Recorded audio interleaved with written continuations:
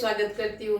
आज सोचते होंगे कि मैं पहले क्यों जगन्नाथ जी का नाम लिया, क्योंकि आज मैं आपके साथ शेयर करने वाली हूँ जगन्नाथ जी का बहुत ही पसंदीदा 56 भोग में से एक भोग, वो है कानिका। आज हम कानिका बनाएंगे बिल्कुल ऑथेंटिक एंड ट्रेडिशनल मेथड में। जगन्नाथ जी के मंदिर में जैसे प्रसाद बनाया जाता है वैसे तो हम घर पर बिल्कुल भी नहीं बना सकते।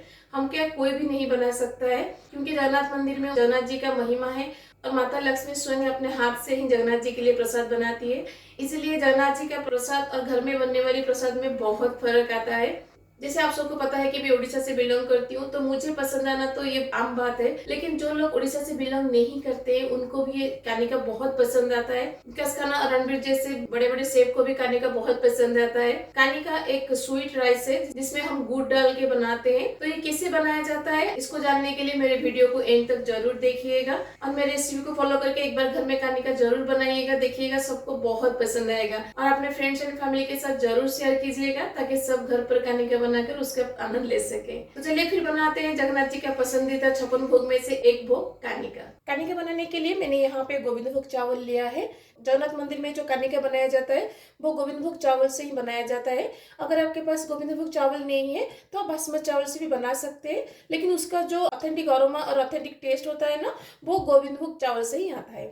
इसलिए मैंने यहाँ पे 1 कप गोविंद भोग चावल को अच्छे से धो के पानी में भिगा दिया है। अब इसको हम आधा घंटा के लिए भीगने के लिए छोड़ देंगे। जब तक चावल हमारा भीग रहा है, चलिए इसके लिए हम एक मसाला पाउडर को रेडी करते हैं। जगन्नाथ मंदिर में जब आप कानिका खाएंगे ना, उसमें से बहुत ही ऑथेंटिक फ्लेवर आता है। वो दो चीजों की वजह से आता है। एक तो प्रभु जगन्नाथ जी का महिमा है जिसकी वजह से उनके हर प्रसाद में वो फ्लेवर एंड वो खुशबू आता है जो दुनिया में कहीं भी आपको नहीं मिलेगा। और दूसरी चीज, उसमें यूज होने वाले खड़े मसाले। तो क्या क्या खड़े मसाले यूज होता है मैं आपको आज बताती हूँ। कानिका में जो मेन फ्लेवर आता है ना, वो आता है दालचीनी और सिन्नामन जिसे हम कहते हैं। दालचीनी का फ्लेवर बहुत ज्यादा एनहांस होके आता है और उसके साथ उसमें डाला जाता है जीरा, काली मिर्ची और ब्लैक पेपर, जायफल और नटमेग, और उसके साथ बड़ी इलायची और ब्लैक कार्डामम। जगन्नाथ मंदिर में छोटी इलायची का यूज नहीं होता है, इसलिए जब भी आप जगन्नाथ जी का कोई भी प्रसाद बनाते हैं ना, उसमें छोटी इलायची का यूज मत करिएगा, हमेशा बड़ी इलायची का यूज करिएगा, क्योंकि जगन्नाथ जी को बड़ी इलायची का खुशबू बहुत अच्छा लगता है। इसीलिए उनके हर प्रसाद में कहीं ना कहीं बड़ी इलायची होती ही है। और उसके साथ जगन्नाथ जी के हर प्रसाद में थोड़ा सा कपूर डाला जाता है। ये जो कपूर होता है ना, ये एडिबल कपूर होता है। ये आपको कहीं भी ग्रोसरी शॉप में मिल जाएगा। इसमें से हम पिंच ऑफ कर्पूर यूज करेंगे, ज्यादा कर्पूर यूज नहीं करेंगे, क्योंकि इसका जो अरोमा होता है ना, बहुत ही स्ट्रांग होता है। इसलिए इसमें से हम पिंच ऑफ कर्पूर यूज करेंगे।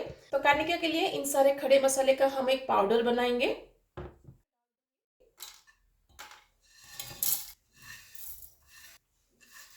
बस इतना छोटा सा टुकड़ा कपूर यूज करिएगा 1 कप चावल के लिए, उससे ज्यादा यूज मत करिएगा। अगर इससे ज्यादा आप डालेंगे ना, इसका फ्लेवर सारे खड़े मसाले के फ्लेवर को डोमिनेट कर लेगा।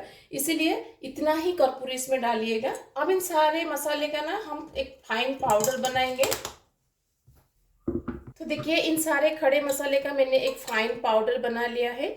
इससे एक फाइन पाउडर बनाइएगा। तो कानिका के लिए जो मेन मसाला पाउडर हमें चाहिए हमने रेडी कर लिया है। चावल को भिगाते हुए आधा घंटा हो गया है। अब चावल में से पानी को हम स्ट्रेन आउट कर लेंगे।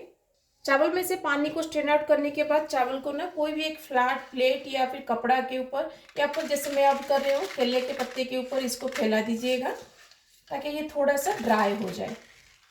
तो ऐसे ही चावल को फैलाकर 10 से 15 मिनट के लिए छोड़ दीजिएगा। तो जब तक चावल हमारा ड्राई हो रहा है, चलिए हम कानिका को बैठाते हैं। कानिका बनाने के लिए मैंने यहाँ पे मिट्टी का हांडी यूज किया है, जो कि ट्रेडिशनली जगन्नाथ मंदिर में यूज होता है। अगर आपके पास मिट्टी का हांडी नहीं है तो आप कोई भी हांडी या फिर कढ़ाई यूज कर सकते हैं, लेकिन मिट्टी के हांडी में पकाने से उसका authentic and traditional flavour Kanika में आता है। हांडी हमारा गर्म हो गया है। अब इसमें हम डाल देंगे घी। कानिका को घी से ही बनाइएगा, और घी का अमाउंट ना थोड़ा यहाँ पे मैं ज़्यादा ले रही हूँ, क्योंकि जगन्नाथ मंदिर में जो कानिका बनता है उसमें घी का अमाउंट बहुत ज़्यादा होता है। जगन्नाथ मंदिर में जब भी आप कानिका खाने के लिए हाथ में कानिका लेंगे ना, आप देखिएगा पूरा हाथ आपका घी हो जाएगा। इतना घी उसमें डाला जाता है क्योंकि जगन्नाथ जी को घी बहुत पसंद है। तो इसलिए मैंने यहाँ पे थोड़ा सा ज़्यादा घी लिया है। जब भी आप मिट्टी के हांडी में कुछ बनाते हैं ना, घी डालने के बाद घी को चारों तरफ अच्छे से ऐसे ग्रीस कर लीजिएगा, ताकि जब हम इसमें पानी वगैरह डालेंगे ना, ये ना फटे।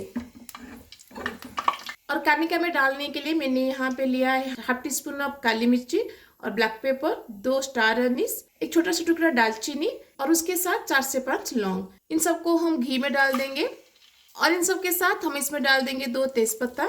इन सबको घी में हम 10 से 12 सेकंड के लिए सौते करेंगे ताकि इन सब का फ्लेवर घी में आ जाए। अब हम इसमें डाल देंगे पानी। तो मैंने यहाँ पे 3.5 कप पानी लिया है। मैं यहाँ पे मिट्टी के हांडी में बना रही हूँ, इसलिए मैंने यहाँ पे 1 कप चावल के लिए 3.5 कप पानी लिया है। क्योंकि मिट्टी का हांडी थोड़ा सा पानी सोख करेगा, इसलिए मैंने 1/2 कप ज़्यादा पानी डाला है। अगर आप नॉर्मल हांडी में बनाते हैं जैसे कि एल्यूमिनियम हांडी या फिर ब्रास की हांडी, उसमें 1 कप चावल के लिए 3 कप पानी डालिएगा। अगर आप प्रेशर कुकर में बना रहे हैं तो 1 कप चावल के लिए 2 कप पानी डालिएगा। अब चावल में मैं डाल दूंगी 1/2 टीस्पून ऑफ नमक। अब इसमें मैं डाल दूंगी 1 टीस्पून ऑफ मसाला पाउडर जो हमने बनाया था। अब इन सबको हम अच्छे से मिक्स कर देंगे। अब इसमें कवर लगा के इसमें एक अच्छा सा बॉईल आने के लिए छोड़ देंगे। पानी में अभी बॉईल आ गया है। अब इसमें हम चावल को डाल देंगे। कच्ची की मदद से हल्के हाथ से इसको चारों तरफ अच्छे से स्प्रेड कर लीजिएगा ताकि चावल एक जगह इकट्ठा ना हो और चारों तरफ इवनली स्प्रेड हो जाए। अब इसको आधा कवर करके हम लो टू मीडियम फ्लेम पर छोड़ देंगे जब तक चावल हमारा 60 to 70% कुक नहीं हो जाता। चावल को पकाते हुए 7 से 8 मिनट हो गया है। तो चावल हमारा 2/3 अभी कुक हो गया है। तो चावल को जब आप इसे हाथ में तोड़ेंगे ना, ये टूट जाएगा लेकिन थोड़ा सा सख्त हाथ को लगेगा। इतना स्टेज तक चावल को हम पहले कुक करेंगे। अब इसमें हम डाल देंगे गुड़। तो मैंने यहाँ पे पाउडर गुड़ यूज़ किया है। अगर आपके पास पाउडर गुड़ नहीं है तो आप गुड़ को थोड़ा सा कूट के पाउडर कर लीजिएगा, फिर उसके बाद उसको यूज़ करिएगा। ऐसे करने से क्या होता है कि चावल में गुड़ जल्दी मिक्स हो जाता है। तो मैंने यहाँ पे 1/2 कप ऑफ गुड़ यूज़ किया है। अगर आप कम मीठा चाहते हैं तो थोड़ा सा कम मीठा भी डाल सकते हैं। जितना टाइम में बाकी का चावल हमारा कुक होगा ना, उतना टाइम में गुड़ भी अच्छे से कानिका में मिक्स हो जाएगा। अब इसको कवर लगा के हम और 5 से 6 मिनट के लिए छोड़ देंगे ताकि चावल हमारा कम्प्लीटली कुक हो जाए। ट्रेडिशनली कानिका जो मंदिर में बनता है ना, उसमें कोई भी काजू या किशमिश नहीं डाला जाता है। जितना मैंने अब तक आपको दिखाया है उतना ही कानिका में डाला जाता है। लेकिन जब हम घर में इसको बनाते हैं ना, तो थोड़ा सा इसमें काजू और किशमिश डाल देते हैं। ये ऑप्शनल है, अगर आप चाहें तो डालिएगा, नहीं तो स्किप कर दीजिएगा। तो काजू और किशमिश को हम घी में थोड़ा सा फ्राई करके डालेंगे। तो पहले हम काजू को फ्राई कर लेंगे। काजू जब ब्राउन होना स्टार्ट हो जाएगा ना, उस स्टेज पर इसको निकाल दीजिएगा, क्योंकि काजू में कैरी ओवर कुकिंग प्रोसेस रहता है, जिसकी वजह से इसको घी से निकालने के बाद भी इसमें कुकिंग प्रोसेस चालू रहता है। अब घी में हम डाल देंगे किशमिश। किशमिश भी अब हमारा हो गया है, इसको हम निकाल देंगे। गुड़ डाल के कानिका को पकाते हुए 7 से 8 मिनट हो गया है। तो चावल हमारा 90 to 95% अब कुक हो गया है। जो 5% थोड़ा सा बाकी है ना, वो हम इसको कवर लगा के इसको पकाएंगे। क्योंकि ये मिट्टी का हांडी है ना, तो मिट्टी के हांडी में बहुत टाइम तक टेम्परेचर रिटेन रहता है, जिसकी वजह से चावल को कुक होने में 5% जो बाकी है वो हीट में हो जाएगा। अब इसके ऊपर हम काजू और किशमिश को डाल देंगे। जैसे मैंने आपको कहा, ये ऑप्शनल है, आप चाहे तो डालिएगा, नहीं तो स्किप कर सकते हैं। अब इसको हम कवर लगा देंगे और मिनिमम आधा घंटा के लिए हम इसको छोड़ देंगे ताकि जो 5% बाकी है चावल को कुक होने में, वो हांडी के टेम्परेचर में स्लोली कुक हो जाएगा। तो अब मैं गैस को बंद कर दूंगी। अगर आप ब्रास के हांडी में या फिर एल्यूमिनियम के हांडी में बनाते हैं या फिर कढ़ाई में बनाते हैं, तो चावल को 100% कुक होने तक पकाइएगा। कानिका को रेस्ट देते हुए आधा घंटा हो गया है। तो हमारा जगन्नाथ जी का 56 भोग में से एक भोग कानिका अब रेडी है। चलिए हम प्लेटिंग करते हैं।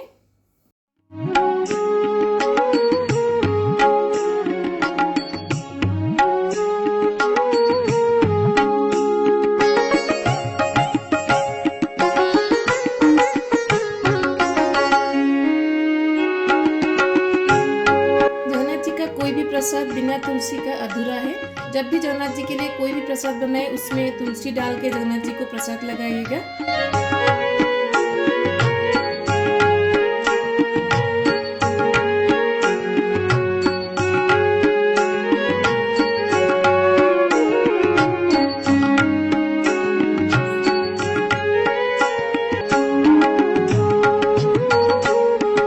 कैसी लगी आपको जगन्नाथ जी का पसंदीदा कानिका की रेसिपी? ये ये बहुत ही टेस्टी लगता है। एक बार आप इसको बना के खाएंगे ना, देखिएगा घर पर सबका बार बार डिमांड आएगा। तो घर में इसको जरूर ट्राई कीजिएगा। सबको कैसा लगा मुझे कमेंट में जरूर बताइएगा। आई एम श्योर सबको बहुत पसंद आएगा। अगर अच्छी लगेगी तो अपने फ्रेंड्स एंड फैमिली के साथ जरूर शेयर कीजिएगा, ताकि सब घर पर बना के जगन्नाथ जी का इस प्रसाद का आनंद ले सके। अगर मेरे चैनल में नए हैं तो ऐसे ही इंटरेस्टिंग एंड ऑथेंटिक रेसिपीज के लिए मेरे चैनल को सब्सक्राइब करना मत भूलिएगा।